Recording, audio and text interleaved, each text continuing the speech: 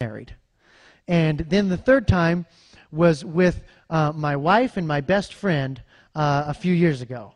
And I'd like to one day when my son's old enough, or maybe a few sons are old enough, to take them up there, because it's an experience that I want to go through with them, that firing experience. You know, it's hard. And there's a special bond from people who've come together and overcome in a situation like that. And I see that bond being forged by all these people in this room, because we've got a mountain. And there's times when you're on a wind-blown, knife-edge ridge, and you know that there's a really good chance that not everybody in your expedition is going to live. And they need somebody to pull them together and seize the day and say, we can make it. And we can do it, and we can try, and let's press on, and let's be victorious. And you can just gripe and be defeated and characterized by the horrible situation that's around you, or you can be what that horrible situation calls for. That's in our nature as human beings. And that's what we need to do. You know, it's like when you're sailing out, you know, another time when I felt this feeling is when, you know, I'm out sailing on my sailboat.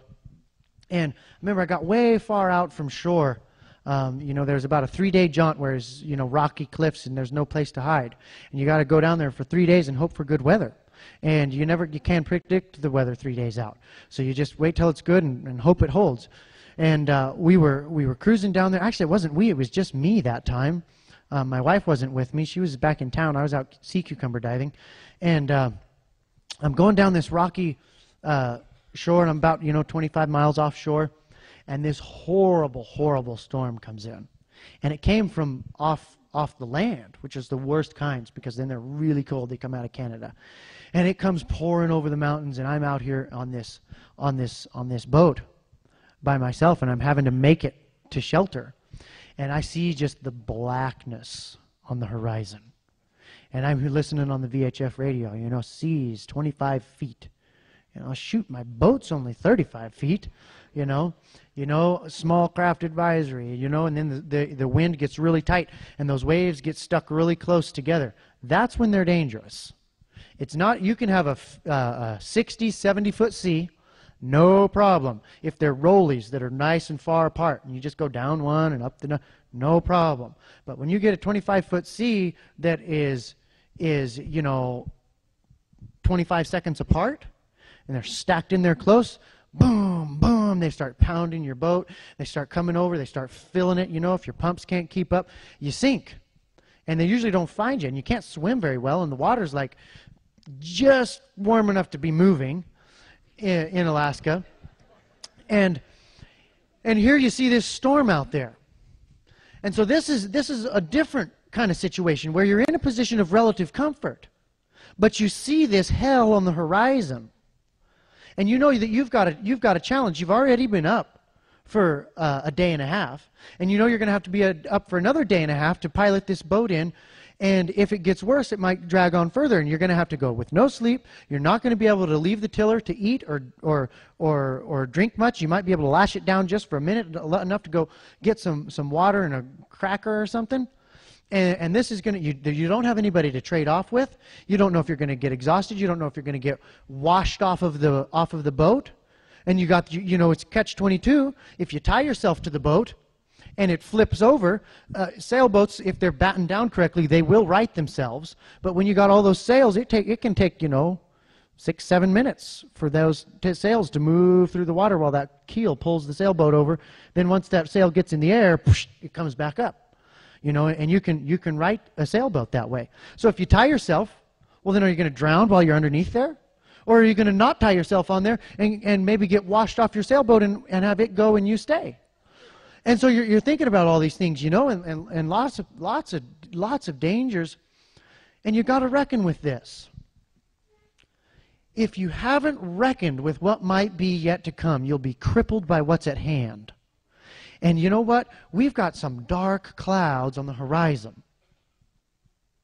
And we need to honest up and talk about those and what we're going to do. Otherwise, we're going to be useless at what's at hand.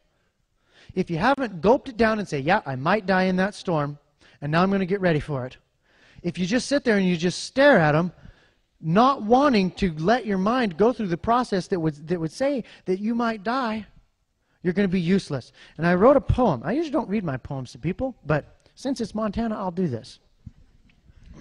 I wrote this poem before I sailed into that storm. And we've been in a lot of storms, but this one just sort of hit me in a special spot. Maybe it's because my wife wasn't with me.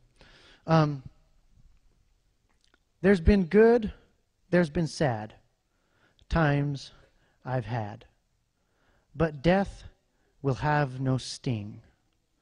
As I offer my soul to an angry sea, my lips will softly sing. For the time has begun for my toil to be done.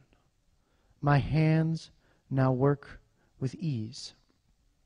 For I'm made anew, and I'll wait for you on the shore beneath the seas. Once you've accepted that you're done, you can begin. And that's what we need to do here tonight. That's what we have to do. That's what our children need from us. That's what our country needs. And let's not confuse our government with our country. They're different. And you know what? There's people all across this country that are rising to the occasion, that are meeting the challenge. And there's going to be a bright page on history. Now I want to talk about how we've done that in Fairbanks. So it's not just an idea. All right? How many of you know who Sun Tzu is? I don't either. I just know his name. But he wrote some really good stuff about war. Sun Tzu wrote The Art of War. You know what the 13th rule of war is? Get your enemy to do useless things. They're using that one on us. All right? And we need to recognize it. How many of you can guess what the first rule of war is? Declare war. Seems elementary, but it's really true. If you haven't identified who your enemy is, you will never defeat them. And we need to identify who our enemy is. That is anybody who would threaten or purpose or connive any scheme to take away our liberty, and anyone who cooperates with them. Basically, federal government and people who take their money. And, you know, the international superstates and whatever like that. All right, so declare war. Now, let me tell you, once there was a cultural shift in tide in Fairbanks to accept this challenge, here's how we did it. First, we knew that we needed to do things that weren't contingent upon government cooperation for their success. Amen? That would be silly to think that you know if you've declared an enemy that you are only going to defeat him once you get their permission to defeat them. You'll be waiting a long time. You'll be sending a lot of letters to your congressman before you get one back that says, all right, guys, now's the time. Beat us. All right? Here's what happened. Here's how it all started. I do a lot of TV and radio in Fairbanks, talking about economics mainly and legal theory and stuff like that. And somebody called me after a radio show, and they said, what are we going to do about all these gun laws, man? They're just coming down like a hailstorm. I said, well, I don't know. Let's get together at Denny's and talk about it. 150 people showed up. There were so many people that the fire marshal showed up and was trying to kick us out. And I said, okay, well, hold on, you know, hold your questions, you know. And he wound up staying for the whole meeting and getting right on board and forgot to kick us out. So